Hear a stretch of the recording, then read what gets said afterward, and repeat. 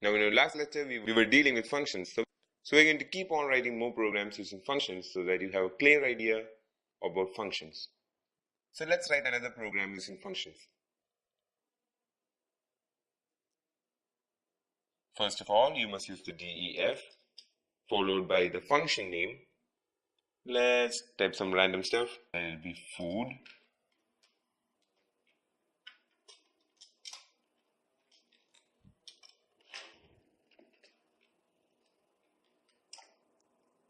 So function name is going to be food and a full colon. Our function name is going to be food because why not? An empty parenthesis, that means we'll not be using any variables in this function.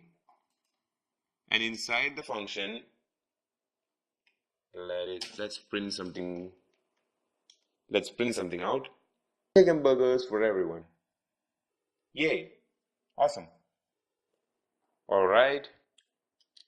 So this is how our function definition is going to be. We use the def keyword followed by the function name, our parenthesis, and it is empty, our brackets, and it will be empty because we are not using any variables inside this, a full colon, our tab space, and our function body. Alright, now let's try running this. You'll see that there are no outputs. Why? Because we haven't actually called this function. Now calling a function is Python's way of saying like, you want to turn on a light, you must switch on the light, right? The same way, you can make a function, but in order to use that function, we must call that function. So to call the function, just like we did in our last lecture, we just have to type in our function name followed by the opening and closing of brackets. We'll open and close our brackets. Inside there will not be any variables this time because we are not using any variables in the function definition.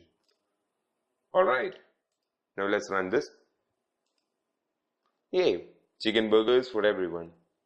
So program is working perfectly. Another great use of functions is that you can call it as many times as you want.